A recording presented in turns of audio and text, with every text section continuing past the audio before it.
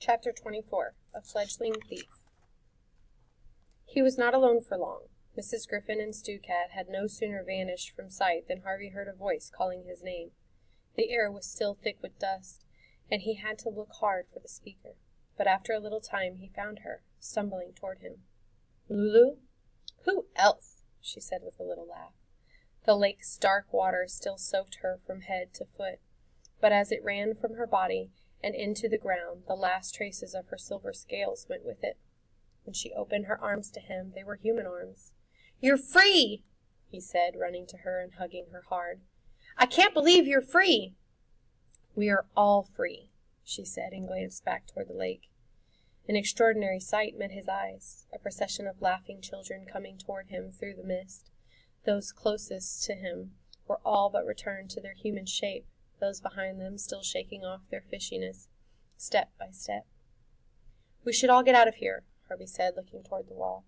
"I don't think we'll have any trouble getting through the mist now." One of the children behind Lulu had spotted a box of clothes in the rubble of the house, and announcing his find to the rest, stumbled through the debris to find something to wear.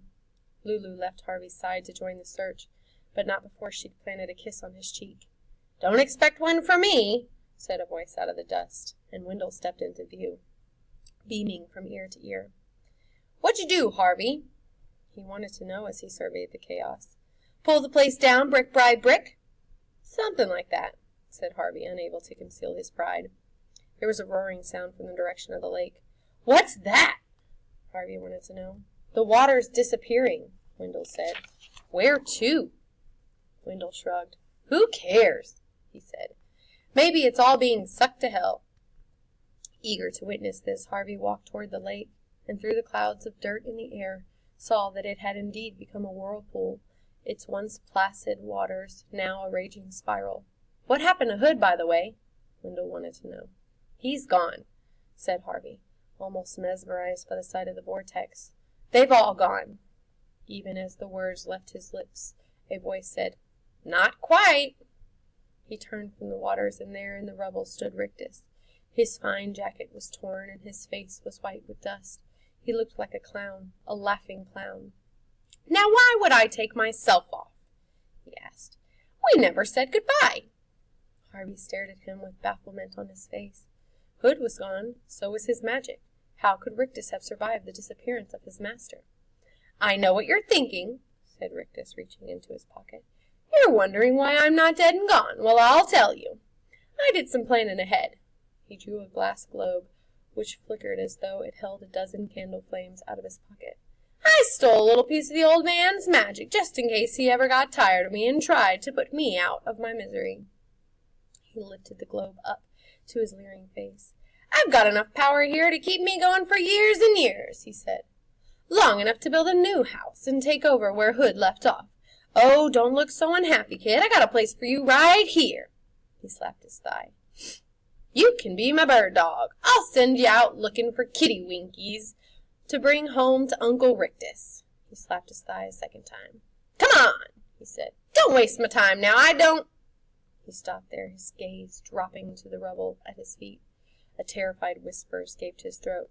"Oh, no," he murmured. "I beg—" Before he could finish his plea, a hand with foot-long fingers reached up from the rubble and snatched hold of his throat, dragging him down into the dirt in one swift motion. "Mine!" said a voice out of the ground. "Mine!" It was Hood, Harvey knew. There was no other voice on earth that cut so deep. Rictus struggled in his creator's grip, digging in the debris for some weapon. But none came to hand. All he had was his skill as a persuader. "The magic's yours," he said. "I was holding on to it for you." "Liar," said the voice that rose from the debris. I swear." "Give it to me, then," Hood demanded. "Where shall I put it?" Rictus asked, his voice a strangled croak. Hood's hand loosened him a little, and he managed to haul himself to his knees. "Right here," Hood said, hanging on to Rictus's collar by his littlest digit, while his forefinger pointed down toward the rubble. "Pour it into the ground. But into the ground!" Rictus pressed the globe between his palms, and it shattered like a sphere of spun sugar, its bright contents running out between his palms and into the ground in front of him. There was a moment of silence, then a tremor ran through the rubble. Hood's finger let its captive slip, and Rictus hurriedly got to his feet. He had no chance to make an escape, however. Pieces of timber and stone instantly moved over the heaps of rubble toward the spot where he'd poured the magic. Several lifted high into the air. All Rictus could do was cover his head as the hail increased. Harvey was clear of his flying debris, and might well have made a retreat in these few moments, but he was wiser than that. If he fled now, he knew his business with Hood would never be finished. It would be like a nightmare he could never quite shake from his head. Whatever happened next, however terrible, it would be better to see it and understand it than to turn his back and have his mind haunt him with imaginings to his dying day. He didn't have to wait long for Hood's next move. The hand holding Rictus's neck suddenly let him go, and in a flash was gone from sight.